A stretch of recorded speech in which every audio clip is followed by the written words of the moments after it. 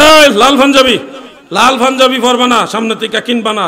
লাল পাঞ্জাবি, লাল জামা, লাল পোশাক, লাল টুপি, লাল পাঞ্জাবি যেটা রক্তের মতো লাল, এই ধরনের লাল পোশাক পুরুষ লোকের জন্য মাকরু তাহরিমা, কবিরা গুনাহ।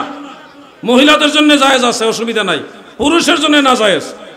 আমাদের অনেক বক্তা লাল পাগড়ি পরে ওয়াজ করে, সুরে আর কি সুরে চলতেছে, লাল পাগড়ি পরে ওয়াজ করে, দিন শিখছে, নিজেই তো শিখছে না, মানুষের কি শিখাইব?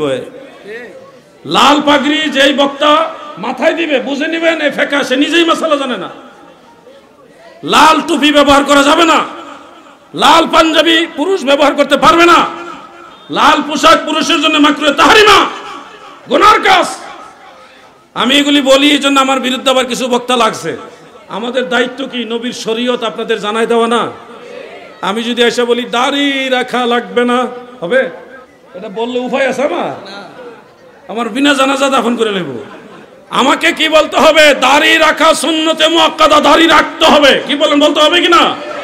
ঠিক তেমনি ভাবে আমি কখনোই বলতে পারবো না যে লাল পাগড়ি পরতে পারবেন, লাল রুমাল ব্যবহার করতে পারবেন, লাল পাঞ্জাবি পরতে পারবেন, লাল টুপি পরতে পারবেন, এটা আমি বলতে পারবো না। কেন? আল্লাহ রাসূল পছন্দ করে নাই, নিষেধাজ্ঞা দিয়ে গেছেন। এই জন্য ফুকাহায়ে আহনাফের চূড়ান্ত রায়, পুরুষ লোকের জন্য লাল পাগড়ি, লাল টুপি, লাল পাঞ্জাবি নিষেধ। যারা জানছেন না আগের থেকে ভুল করছেন, সামনের থেকে ইনশাআল্লাহ আমরা সচেতন হব। আল্লাহ তৌফিক দেন, বলেন আমিন। জোরে বলেন। ওয়াজ কি বিরুদ্ধে যাইতেছে? যাইতেও পারে, বলা তো যায় না। গেল আমরা সংশোধন হব। আমরাও তো এক সময় ভুল করছি, অনেক বিষয় জানতাম না, পরে জানছি, পরে সংশোধন হয়ে গেছে। এটাই কিন্তু প্রত্যেকটা মুমিনের কাজ। আল্লাহ আমাদেরকে আমল করার তৌফিক দেন, বলে না আমিন। আপনাদেরকে একটু দায়িত্বশীল হতে হবে যেন মাজারের মধ্যে কোনো গাঁজাখোরের আড্ডা না চলে। কোনো মাজার ওয়ালা যিনি আল্লাহর ওলি, তার দোষ তো আর দেখাইতে পারে না। দোষ দেখায় কি? এই মাজারে গাঁজা খায়। সিলেট শাহপরান রহমতুল্লাহ আলাইহির মাজারে ঘটনাটা ঘটছে কি জানেন?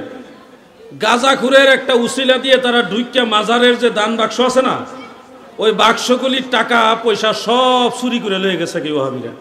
গাঁজা খাওয়া জায়েজ নাই, মাজারের টাকা চুরি করা জায়েজ। কি আপনারা কি তা কথা কন নাকি? আপনারা কি হেদলেনি? গাঁজা খাওয়া জায়েজ নাই, কিন্তু মাজারের টাকা চুরি করা কি জায়েজ? তাহলে কিতা করতে গিয়ে কিতা করছে? আসলে তারা গাঁজা দমনের উদ্দেশ্য না, উদ্দেশ্য হলো বাক্স চুরি করা। করছে তো, এটা ধরা খাইছে তো, হাতে নাতে ধরা খাইয়ে গেছে।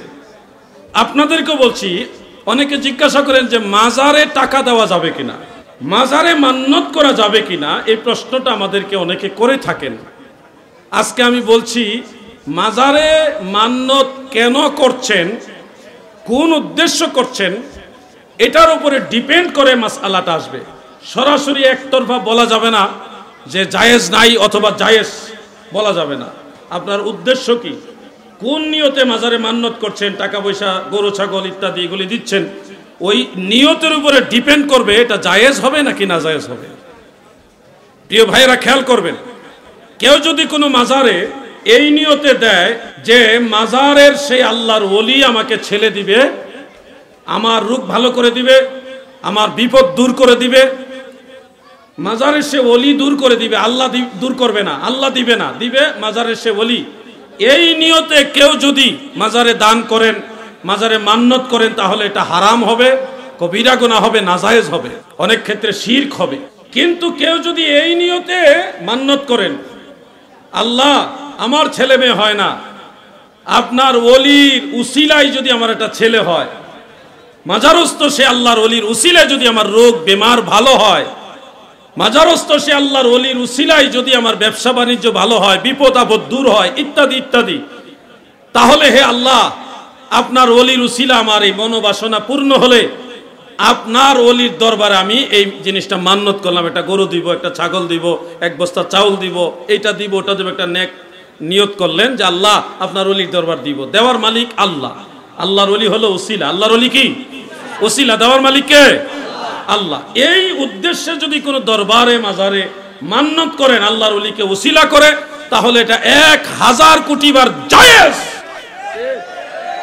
উদ্দেশ্য দুই রকম, একটা উদ্দেশ্য হলো আল্লাহ দিবে না, আল্লাহ দেয় না, মাজারের পীর বা ওলি দেয়, এই উদ্দেশ্য করলে হারাম, শিরক, নাজায়েজ। আর যদি দ্বিতীয় উদ্দেশ্যে আপনি মান্নাত করেন বা কোনো কিছু নিয়ত করেন যে আল্লাহর ওলির উসিলায় যদি আল্লাহ আমাকে এটা দেয় তাহলে আল্লাহর ওয়াস্তে আল্লাহর নামে আল্লাহর ওলির দরবারে আমি এটা দিব, মান্নাত করলাম, ওই উদ্দেশ্য হলে জায়েজ। দলিল কি? হুজুর আমরা বুঝলাম দুইটা পদ্ধতি, একটা নাজায়েজ আর একটা জায়েজ।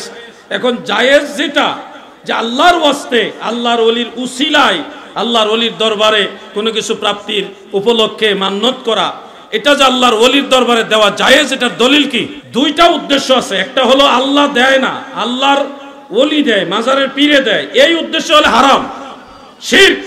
আরেকটা হলো আল্লাহর ওলির উসিলায় কেউ যদি আল্লাহর ওয়াস্তে আল্লাহর নামে আল্লাহর ওলির দরবারে কোনো কিছু দেয় আল্লাহর ওলিকে উসিলা হিসেবে, তাহলে ওই উদ্দেশ্য হলে এটা জায়েজ এবং এটা অবশ্যই সওয়াবের কাজ।